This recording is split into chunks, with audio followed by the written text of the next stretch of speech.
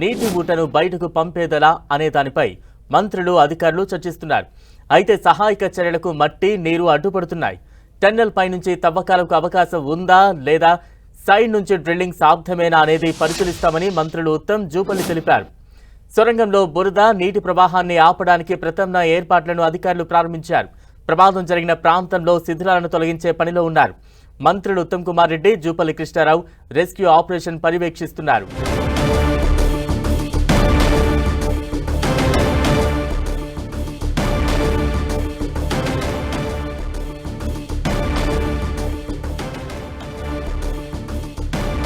SLBC టన్నెల్లో ముమ్మరంగా సహాయక చర్యలు కొనసాగుతున్నాయి. మరో 2 గంటల్లో కార్మికులను గుర్తించే అవకాశం ఉంది. సహాయక చర్యల్లో హైడ్రా, సింగరేణి రెస్క్యూ టీమ్స్ ముమ్మరంగా పాల్గొన్నాయి. ఎస్ఎల్బీసీ టన్నెల్ దగ్గర క్షణక్షణం ఉత్కంఠ వాతావరణం కనిపిస్తోంది.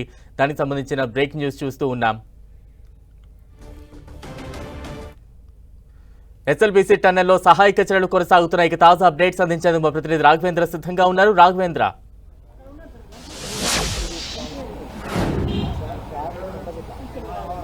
బలరాం, ఏదైతే దోమల్పెంట ఎస్ఎల్బిఎస్సిలో ఏదైతే టన్నెలు కూలినటువంటి ఘటనలోనూ ఇప్పటి వరకు కూడా ఇంకా 8 మందికి సంబంధించినటువంటి కార్మికుల ఆచూకీ లభ్యం కాలేదు. దాంతో పూర్తి స్థాయిలో రెస్క్యూ టీం అంతా కూడా ఏదైతే సహాయక చర్యలు చేపట్టడం జరిగింది.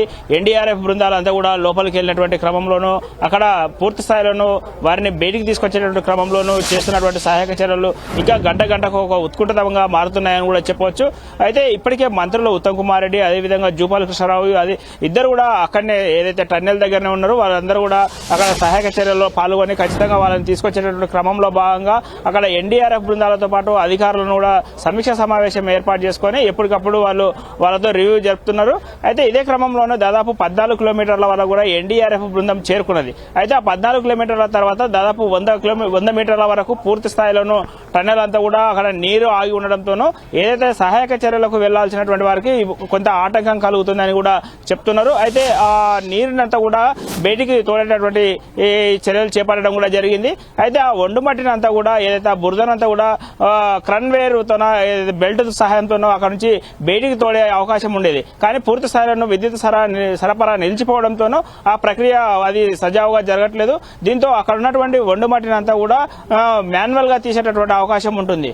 సో ఇంకా ఒక 3 గంటలు అయితే వారు ఆ కార్యక్రమాన్ని చేపట్టే అవకాశం ఉంటుంది. అంతవరకు వాళ్ళు అక్కడ వెళ్ళినటువంటి క్రమంలోనూ ఏదైతే ఒక్కసారిగా కూలినటువంటి ఆ టన్నెల్ పరిసర ప్రాంతాలను మాత్రమే వాళ్ళు పరిశీలించే అవకాశం ఉంటుంది. దీంతో ఒక గంట కూడా ఒక ఉత్కంఠమైనటువంటి వాతావరణం నెలకొన్నది. దాదాపు ఒక 3 గంటల వరకు ఈ ఆపరేషన్ పడుతుందని కూడా చెప్పడం జరుగుతుంది.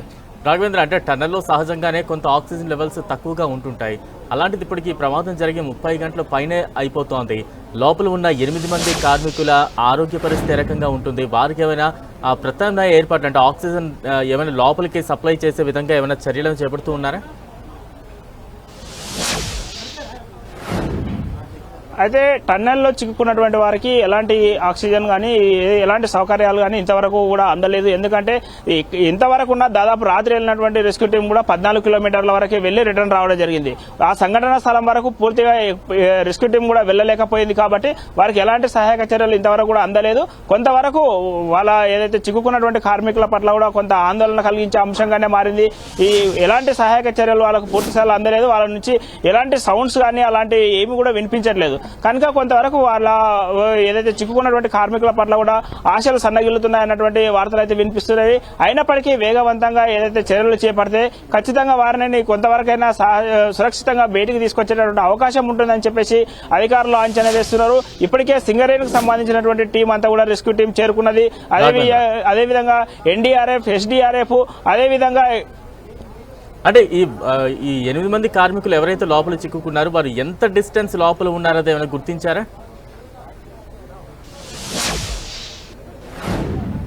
వాళ్ళు ఇంకా 100 మీటర్ల దూరం వెళ్తే 100 మీటర్ల వరకు వెళ్తే ఖచ్చితంగా వాళ్ళ ఆచూకీ లభ్యమయ్యే అవకాశం ఉంటుంది. కానీ వాళ్ళ దగ్గరికి వెళ్లాలంటేనే ముందుగా నీరు, అదేవిధంగా బురద ప్రాంతం అదంతా కూడా ఉంటుంది.